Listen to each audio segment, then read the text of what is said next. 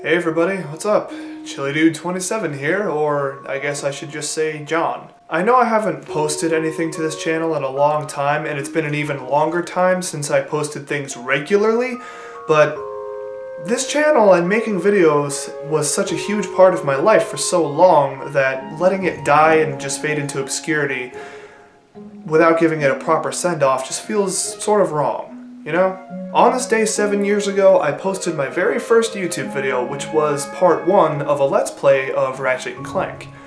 Now, I started getting into Let's Plays when I was like 13 or so. I remember one day I was just bored, and so I looked up on YouTube videos of Super Mario Sunshine, and I was like, wow, this is amazing. They show you where to do all the things, and they tell you how to do it, and they add commentary and jokes, and it's entertaining. This is awesome. This is everything that I could want in a YouTube video. So naturally I got kind of hooked on Let's Plays, and I discovered other people like Nintendo Capri Sun and Scottish Duck 17 and all sorts of other people, and I thought to myself, I could make my own videos. I could do this. This sounds like fun. And that year for Christmas, my grandparents got me a Dazzle.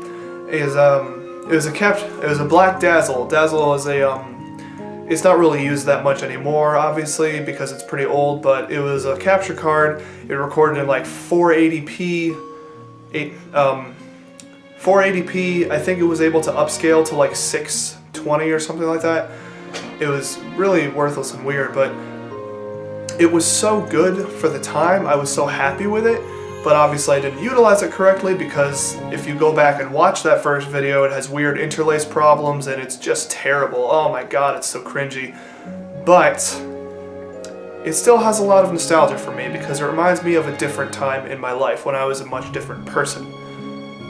And that's kind of the reason why I think I really love doing those YouTube videos, is because it's kind of like a time capsule, you know? You're recording your thoughts and recording how you feel and who you are in that particular moment, and you can always go back and look at it. Now, my first Let's Play was Ratchet & Clank, and as the years went on and I did more and more stuff, my channel grew very slowly, but I was still doing it for the fun, not necessarily for the viewership. But my first Let's Play to really catch on and get people to notice me and what I was doing was The Legend of Zelda Twilight Princess, my blind Let's Play of that game. And that was back in, I think, 2012 or something like that. It was so long ago. It's kind of crazy to think about. But it was the first Let's Play that I did that got people commenting and sharing and liking my videos, and I had never experienced that before. It was a really nice sort of feedback loop, and I got to interact with the people who were watching my videos. Since I was a smaller channel, I could do that. I could reply to every comment. It was amazing, really. Later on, the only Let's Play that I had that really caught on was The Legend of Spyro: A New Beginning, and that game is really near and dear to my heart, so I feel like that's why I was able to do it so well, really do it justice, and people enjoyed that one too, and there was a lot to enjoy. I feel like that's probably one of the best Let's Plays on my channel. But as the years went on and I became busier and busier, being a crummy adult with a job and without very much free time, making videos kind of fell to the wayside, you know? I was still doing it, but it was a lot slower, it was more time consuming, and I was just more tired. I just didn't have as much energy as I wanted to when I was recording. And I feel like because of that, the quality of the videos kind of suffered a little bit. Not necessarily a lot, but enough to make it, you know, kind of obvious. The other thing though too is that, you know, after a few years, when I was like 17 or so, was when I started doing theater, and I started getting more into music.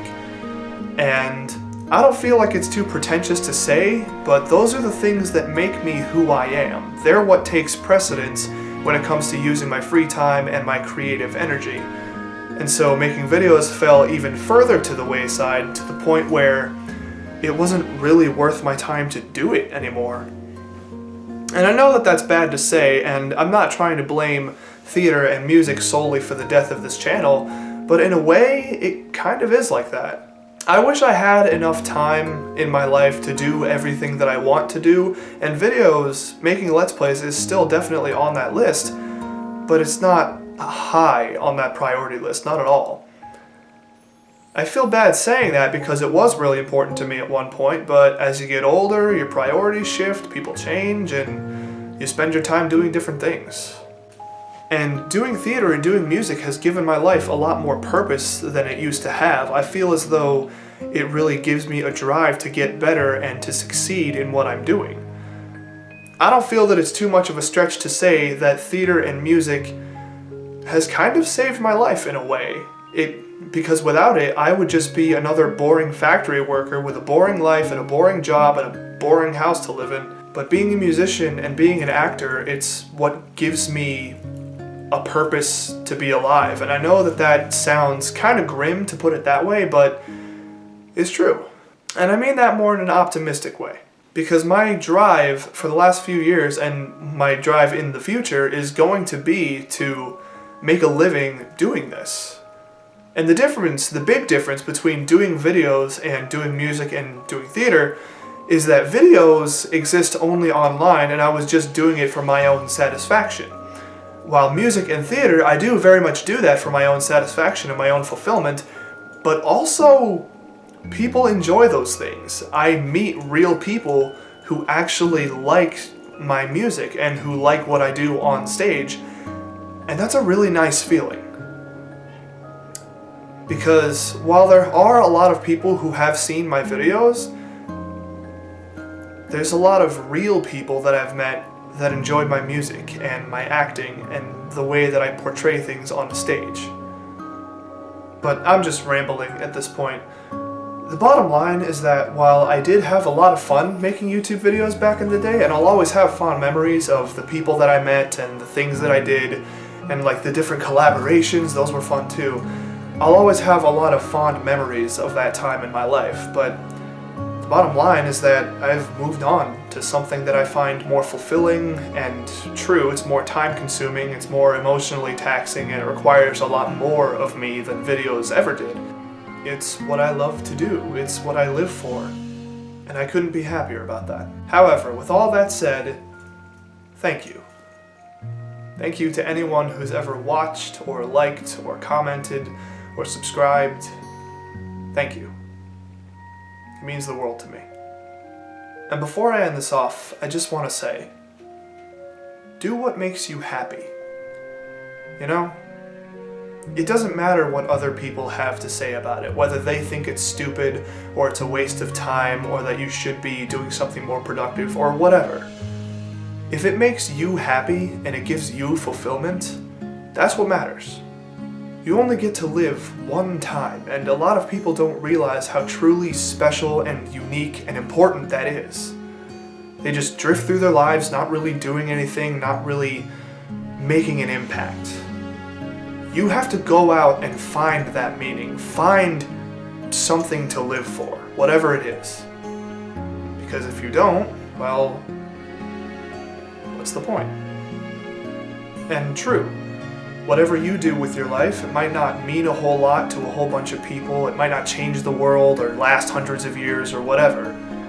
But if you spent your whole life finding happiness and looking for meaning and trying to fulfill yourself, then you didn't waste a single moment of your time.